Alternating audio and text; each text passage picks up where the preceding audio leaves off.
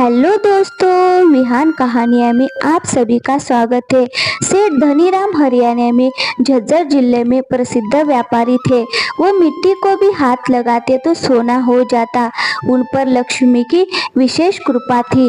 भगवान ने उनको सब कुछ दिया, मगर कमी थी तो सिर्फ लड़के की। उनकी 4 लड़कियां थी, लड़का एक भी ना था। ये पुत्र अभाव उन्हें खाए जाता था। वह हर समय उदास रहते थे। बाहर जाकर तो हंस बोल भी लेते, पर घर में आते ही उदासी छा जाती थी। उसकी पत्नी धनपति सोची थी, इसमें मेरा कोई दोष नहीं। अब लड़के लड़कियां पैदा करना किसी की बस की बात थोड़ी है। परंतु उसमें इतना साहस नहीं था कि पति के सामने मुस्कुराते हुए खड़ी हो जाए। उनकी सास मालती कहती, मेरी मोती जैसे बेटे को अभागन मिल गई। चेहरा कैसे चमकता था, जैसे अनार का लाल दाना हो। पर अब वो बात ही नहीं है। ना होठों पर मुस्कान है, ना आंखों में ज्योति। वो तो पहले से आधा भी नहीं रहा। धनीराम ये बातें सुनते तो और भी उदास हो जाते। वो कहते, माँ तुम ऐसी बातें मत किया करे। जो चीज भाग्य में ना लिखी हो उसके लिए रोना धोना बेकार है। मैंने जान लिया है कि हमारे वंश का नामो निशान मिट के ही रहेगा।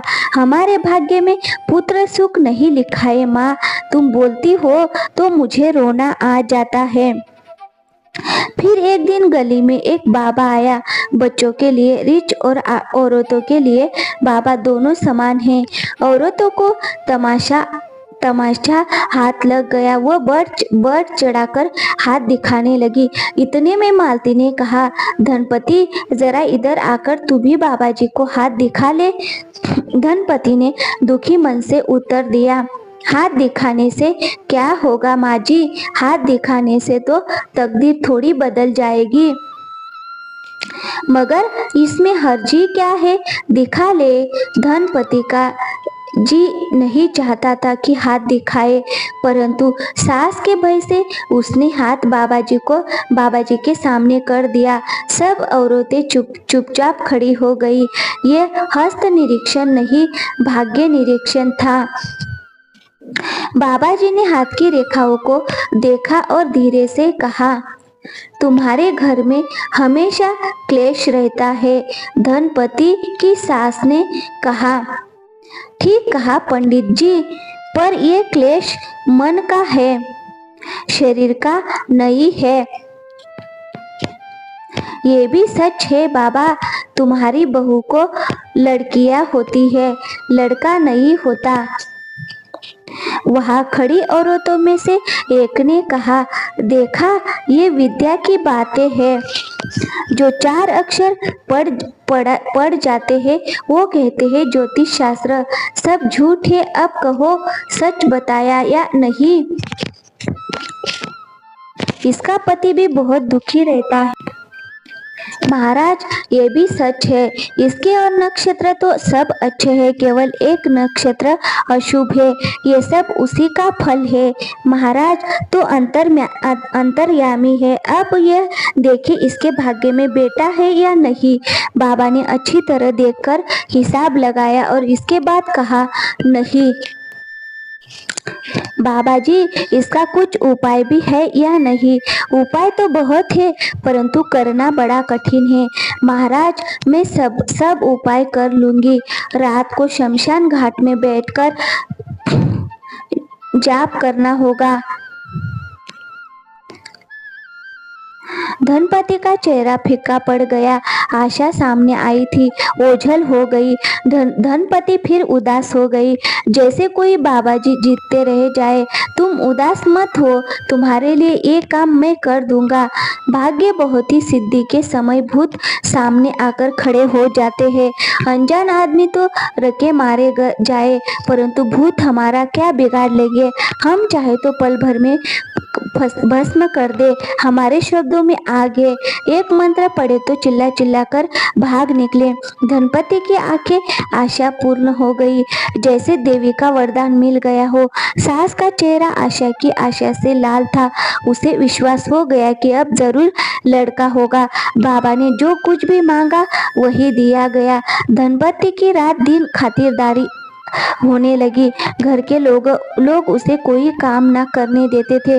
धनीराम ने कभी उससे सीधे मुंह बात ना की थी। अब हंस कर बोलने लगे। पहले जो दासी थी अब वो रानी बन गई। एक दिन धनीराम बोले, मेरा दिल कहता है अब की बार लड़का ही होगा।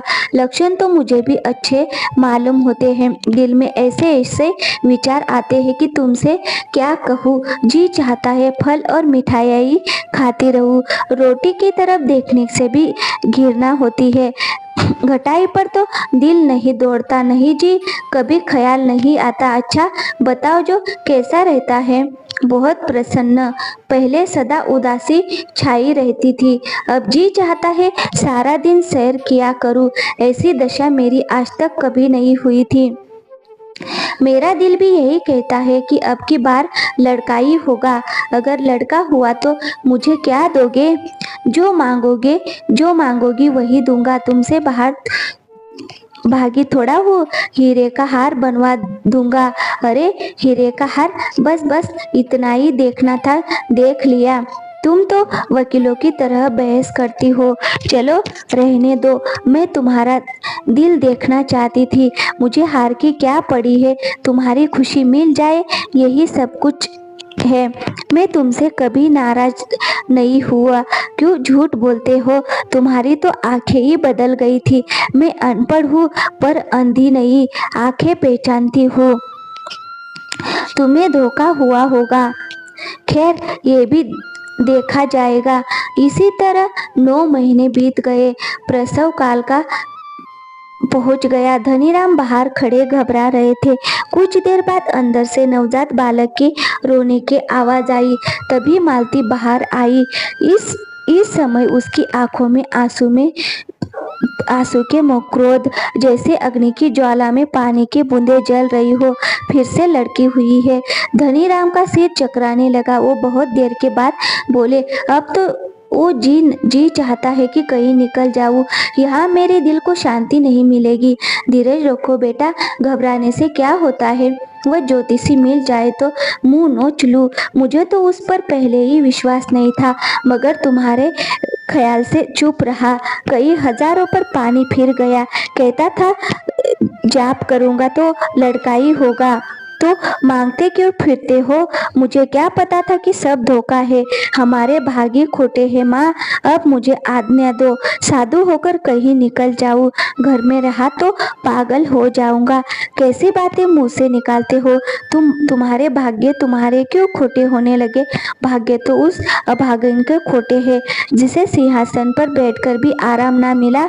मेरी मानो अब दूसरा ब्याह कर लो। इससे लड़का होगा। बहुत बर्दाश्त किया, अब नहीं सहा जाता माँ। मैं मर जाऊंगा लेकिन दूसरी शादी नहीं करूंगा। मैं आदमी हूँ, कोई राक्षस थोड़ा हूँ।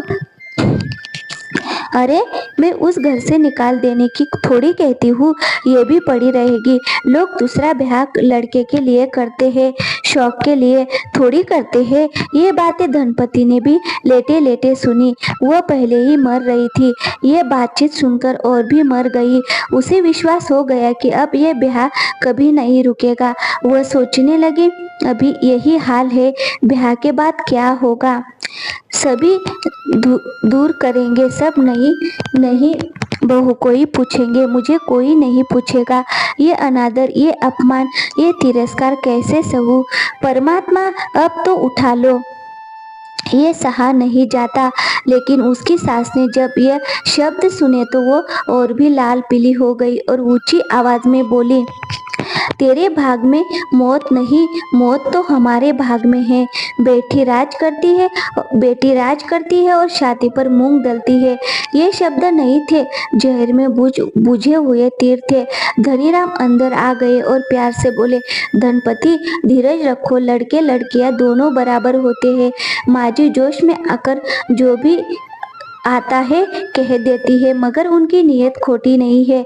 भोली है, इतना नहीं समझते कि जिनके यहाँ बेटे नहीं होते वो मर थोड़ी ही जाते हैं। तुम ऐसी बातों की चिंता मत किया करो, नहीं तो बीमार हो जाओगी। धनपति ने आंखें बंद कर ली। उसके सब पराये थे, केवल पति अपना था, मगर उसके लिए यही सब कुछ दिन के बाद पति भी अपना ना रहा। धनीराम ने दूसरा ब्याह कर लिया। धनपति पर दुखों का पहाड़ टूट पड़ा।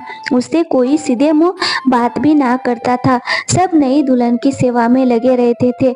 अब नई दुल्हन घर की सब कुछ थी, धनपति कुछ भी ना थी। वो किसी काम में दखल ना देती, चुपचाप अपनी कोठरी में पड़ी रहती थी। एक दिन धनपति की तबीयत ज्यादा ही खराब थी, इसलिए नई बहू दयावती रसोई में खाना बना रही थी। इतने में उसकी सास भी आ गई। उसने नई बहू को रसोई में काम करते देखा तो उसने धनपति की कोठरी में आकर कहा, परमात्मा करे ऐसी बहू किसी को ना मिले। खाने को हर दिन तैयार रहती है, काम का ध्यान ही नहीं। नई बहू बैठे काम करती है, ये रानी सेज पर लेटी है। कोई देखे तो क्या कहे, क्या करूं, बुखार हो रहा है, ये बहाने मैं खूब जानती हूँ। बुखार बुखार उखार कुछ नहीं है, बहाना है बहाना। माँ जी, बहाना तो मैंने आज तक कभी नहीं किया। बड़ी सतवती है ना, तो बहाने क्यों करने लगी? कल शाम तक तो बुखार ना था, अब कैसे हो गया? अब ये मैं क्या जानूं। रात को देर दर्द कर रही थी, देखना कहीं निमोनिया ना हो जाए तो अच्छा ही है, मगर निमोनिया भाग्यवान को होता है, भागों को नहीं। वो भी नहीं होता, भाग्यवान तो मैं ही हूँ, मुझे ही मार दे। आप तो लड़ती है, मैंने ये कब कहा है? मेरा सिर फिरा हुआ है ना? शायद फिराई होगा। आग पर तेल पड़ गया, सास ने गरज कर कहा। अगर फिरा हुआ होता ना तो तेरे जैसी कमजोर लड़की को कैसे ब्याह कर लाती, पर नाले का पत्थर चौबारे में लग गया। धनपति कामचोर का शब्द सुनकर क्रोध ना रोक सकी। बोली, जाओ भीतर जाकर बोलो, मैं तो यूं ही मर रही हूँ, इलाज का तो ध्यान नहीं, लड़ने की धुन सवार हो गई है। परमात्मा ऐसी सास दुश्मन को भी ना दे। अब सहन नहीं करना मुश्किल था। धनपति की सास रोने लगी और इतनी जोर से रोई कि सारा मोहल्ला जमा हो गया। चीख चीख कर कहने लगी, इस बहू ने तो मेरी इज्जत उतार दी, मेरा जरा सा भी लिहाजा नहीं किया। रात को कहीं बुखार हो गया था, मैंने आकर पूछा, हकीम को बुला लूं? बस इतनी सी बात पर गाली देने लगी। बोली, तुझे मेरी बुखार की क्या परवाह है? तुम्हें उस समय मालूम होगा जब तुम्हारे बेटे और उसकी बहू को बुखार चढ़ेगा, तब पूछूंगी। क्यों माँ जी, अब हकीम को बुलवाते है? मैंने कहा मुझे गाली दे दो, पर उस गौ ने तुम्हारा क्या बिगाड़ा है? इस पर नाम लेकर रोने लगी और मुझे कोसने लगी, वह गरीब ना देने में। अब तुम ही कहा, मैंने क्या बुरा किया? मोहल्ले की सब औरतें चुप थी। वो जानती थी धनपति ऐसी औरत नहीं है, परंतु उन्होंने मुझसे कुछ नहीं कहा। उनके दिल कहते थे धनपति निर्दोष है, सारा महाभारत बुढ़िया का रचाया हुआ है, मगर फिर भी उनमें सच बोलने का साहस ना था। सारा दिन बीत गया, धनपति को कोई दवा ना मिली। उसके पास जाकर किसी ने देखा, लेकिन सब सुबह हुई तो धनपति की आंख नहीं खुली। तेज बुखार के कारण उसकी मौत हो गई। धनीराम की नवजात लड़की को भी रात भर दूध नहीं मिला, भूख के कारण उसकी भी मृत्यु हो गई। सारे घर में कोहराम मच गया। रामधनी और उनकी माँ सब रोने लगे, केवल दयावती की आंखों में पानी नहीं था। वह कहती थी, कैसे छलिए, दिल में तो दया नहीं और आंखों में आंसू है। परमात्मा करे ऐसे धोखेबाजों की यहाँ कभी संतान ना हो, लेकिन होने को इतना सब मंजूर नहीं था।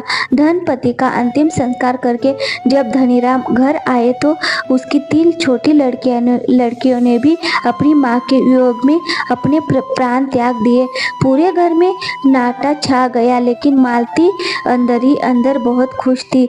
वो सोच रही थी, अच्छा ही हुआ धनपति के साथ साथ ये बला भी चली गई।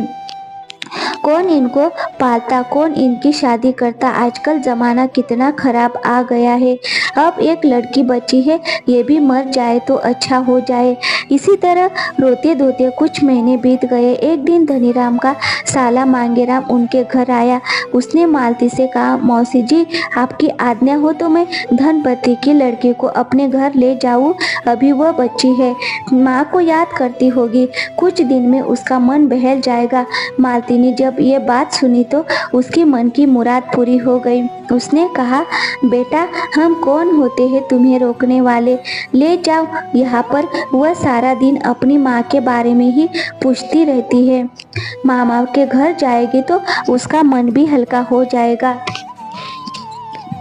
धनपति की लड़की को लेकर चला गया।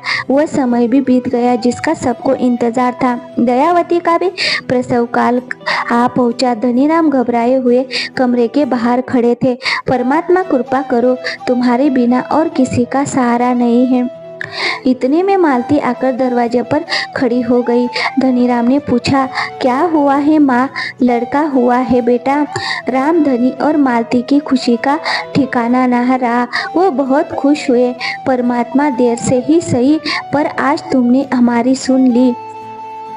अब मुझे और कुछ नहीं चाहिए। हंसी खुशी 5 साल बीत चुके थे। एक दिन राम धनी घर में बैठकर शराब पी रहे थे। उसका लड़का विजय भी अपने पापा को देखकर उसने अपनी माँ से पूछा, माँ, ये हर रोज पापा रात को क्या पीते हैं? कुछ नहीं बेटा, तुम्हारे पापा सारा दिन काम करके थक जाते हैं, इसीलिए वह शाम को जूस पीते हैं। इससे उसकी थकान उतर जाती है, जिससे अच्छी नींद आती है। अच्छा माँ, जूस पीने से नींद अच्छी आती है? हाँ बेटा, जूस पीने से अच्छी नींद आती है। माँ, मुझे भी जूस पीना है, मुझे भी रात को नींद नहीं आती। नहीं बेटा, अभी तुम बच्चे हो और बच्चे जूस नहीं दूध पीते हैं। लेकिन उसके दिमाग में उसकी माँ की ये बात घर कर गई कि जूस पीने से अच्छी नींद आती है। 15 साल बीत गए। विजय अब 20 साल का हो चुका था। उसे शराब और जुए की लत लग गई। उसने सब तहस नहस कर दिया। यहाँ तक अपने माँ बाप को मरने की धमकी देकर अपने घर तक को बेच दिया। इधर मांगेराम ने धनीराम की लड़की को खूब पढ़ाया लिखाया और इस काबिल बनाया कि वह डॉक्टर बन गई। जब उसे अपने घर की सब बातें पता चली तो वह अपने आप को रोक नहीं सकी और वह अपने माँ बाप के पास आ गई। उसने कहा, ये कैसा हाल बना लिया पापा आपने? ये सब कैसे हुआ और आपने मुझे बताया भी नहीं? बेटी, मैं क्या बताता, ये सब मेरे ही कर्मों का फल है।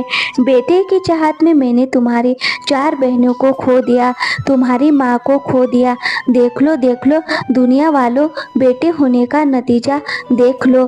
पापा मम्मी, आप मेरे साथ चलो, मैं इस तरह तुम्हें दर दर की ठोकरें नहीं खाने दूंगी। रामधन की लड़की अपने पापा और मम्मी को अपने साथ ले जाती है। तो दोस्तों, कहानी अच्छी लगी हो तो वीडियो को लाइक और चैनल को सब्सक्राइब जरूर कीजिएगा।